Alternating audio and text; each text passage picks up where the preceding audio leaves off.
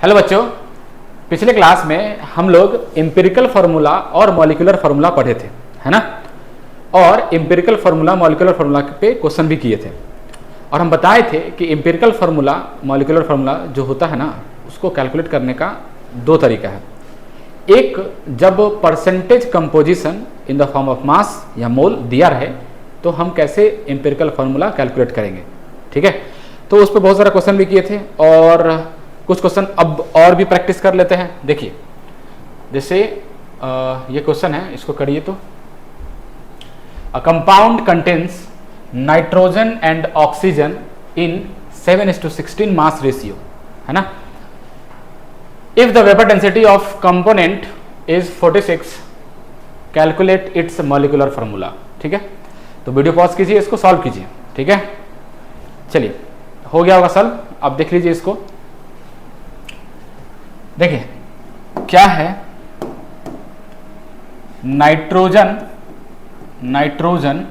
And oxygen, ठीक है। इसका मास रेशियो कितना है, 7 और 16, ये मास रेशियो है। हमको वेपर डेंसिटी दिया है और मॉलिक्यूलर फार्मूला पूछा है, तो सबसे पहले एम्पिरिकल फार्मूला निकाल लेते हैं, ठीक है। फिर मॉलिक्यूलर फार्मूला निकाल लेंगे, n का वैल्यू कैलकुलेट कर लेंगे वेपर डेंसिटी से। देखिए, ये अभी दिया जो है, ये क्या दिया है, मास रेशियो, है ना। क्या दिया है, मास रेशियो। हमको निकालना पड़ेगा मोल रेशियो। क्या निकालना पड़ेगा, मोल रेशियो, क्योंकि एम्पिरिकल फार्मूला निकालने के लिए मास को मोल में कन्वर्ट करते हैं और फिर सिंपल रेशियो में कन्वर्ट कर देते हैं। तो देखिए, 7 बट्टे क्या हो जाएगा इसका मोलर मास, 14, है ना। और 16 बट्टे इसका मोलर मास कितना होता है, 16। तो कट गया और ये कटा 2 मरतबे, और ये कितने मरतबे, 1। तो कितना हो गया, 1/2:1। तो इसको और क्या लिख सकते हैं, 1:2, है ना। ये आया क्या, मोल रेशियो, है ना। ये क्या आया, मोल रेशियो, ठीक है। तो क्या बना फार्मूला, एम्पिरिकल फार्मूला क्या बना, देखिए। एम्पिरिकल फार्मूला जो बना है वो बना है, नाइट्रोजन है 1 मोल और ऑक्सीजन है 2 मोल। तो ऑक्सीजन यहाँ लिख देंगे 2 मोल, ठीक है। तो ये क्या आया अपने पास, ये आया एम्पिरिकल फार्मूला, ठीक है। ये क्या आया, एम्पिरिकल फार्मूला। लेकिन हमको तो चाहिए मॉलिक्यूलर फार्मूला। तो फिर मॉलिक्यूलर फार्मूला के लिए क्या किया जाए, तो मॉलिक्यूलर फार्मूला के लिए सबसे पहली बात हम n निकाल लेते हैं ना, क्योंकि मॉलिक्यूलर फार्मूला बताए थे क्या होता है, एम्पिरिकल फार्मूला का n टाइम्स, यही होता है ना। और n कैलकुलेट करने का तरीका क्या है, molecular formula wait. n calculate करने का तरीका क्या है, molecular formula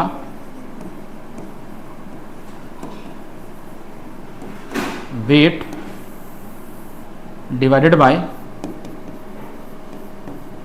empirical formula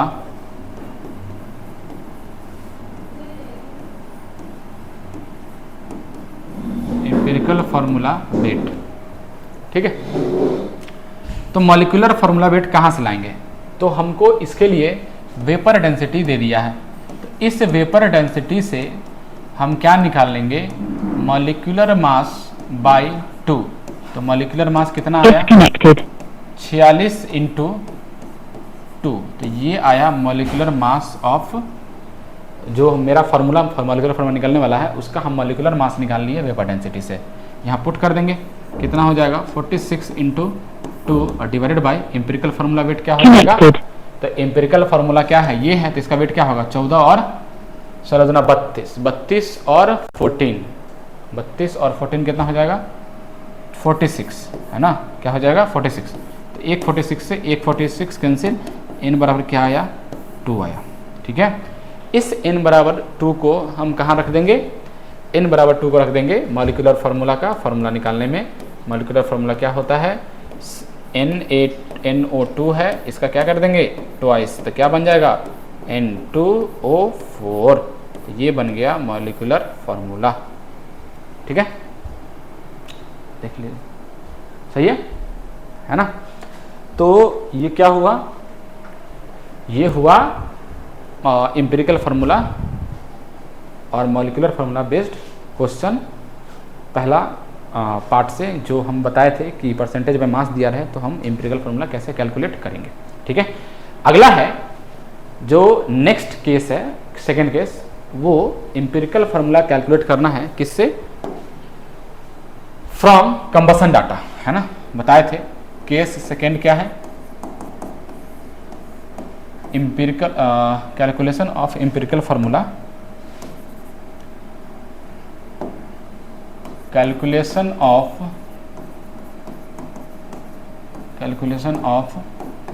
empirical formula from combustion data, है ना, empirical formula from combustion data. तो कंबसन डाटा से कैसे हम एम्पिरिकल फार्मूला निकालते हैं वो देखते हैं। तो चलिए, जैसे मान लो कोई ऑर्गेनिक कंपाउंड हम ले लें, वो ऑर्गेनिक कंपाउंड जैसे CXHYOZ है ना, CXHYOZ है। तो इस ऑर्गेनिक कंपाउंड एक मोल को हम बर्न करवाएंगे ऑक्सीजन में, और हमको क्या मिलेगा, कार्बन का CO2 और वाटर का H2O मिलेगा। ठीक है, इसको बैलेंस करते हैं। तो C कितना है, X मोल, तो यहाँ हम कार्बन को बैलेंस कर दिए यहाँ X लगा के। ठीक है, फिर H है Y मोल, तो हम यहाँ पे H को Y मोल करना चाहेंगे तो क्या करेंगे, 2/Y। ठीक है, बैलेंस हुआ, है ना। और ऑक्सीजन को बैलेंस करने के लिए हम लिख देते हैं, मान लेते हैं यहाँ पे N है, तो ऑक्सीजन बैलेंस करो तो क्या करेंगे बताओ, इधर ऑक्सीजन कितना है Z प्लस इधर ऑक्सीजन कितना है 2N, है ना, इक्वल्स टू इधर ऑक्सीजन कितना है 2X, इधर ऑक्सीजन उधर ऑक्सीजन कितना है, एक मिनट, यहाँ पे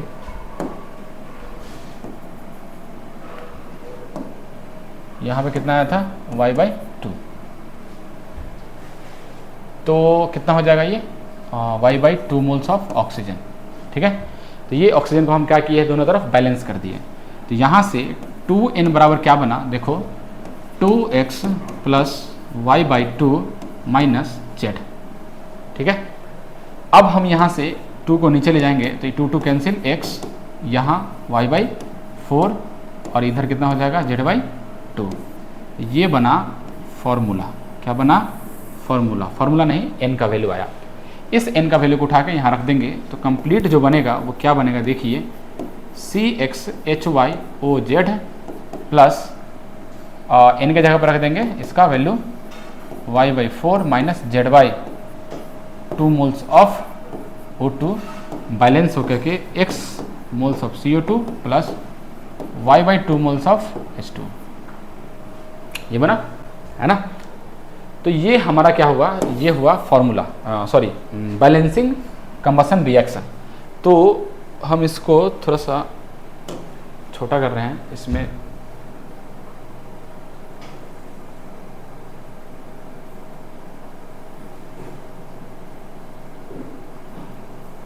देखिए यहां से अब हम क्या लिख सकते हैं, यहां से ये बताइए, इधर कार्बन का मोल क्या है, X मोल, है ना, और इधर CO2 का मोल्स क्या है, X। तो ऐसा लिखेंगे कि मोल्स ऑफ कार्बन कितना है, X। ठीक है, और इधर CO2 का मोल्स कितना है, मोल्स ऑफ CO2 कितना है, वो भी X है। तो कार्बन का मोल उधर X है और CO2 का मोल्स X है, तो दोनों X जब बराबर है तो हम इसको और इसको इक्वेट कर सकते हैं ना। तो इस दोनों से जो रिजल्ट निकलता है वो क्या है, moles of carbon equals to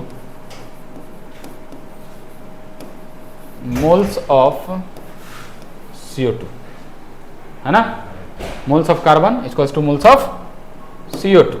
तो ये बना क्या, ये बना रिजल्ट, और इस रिजल्ट को तुमको क्या करना है, याद रखना है। इसका हम करेंगे यूज, क्या करेंगे इसका यूज, है ना। चलिए तो अगला है,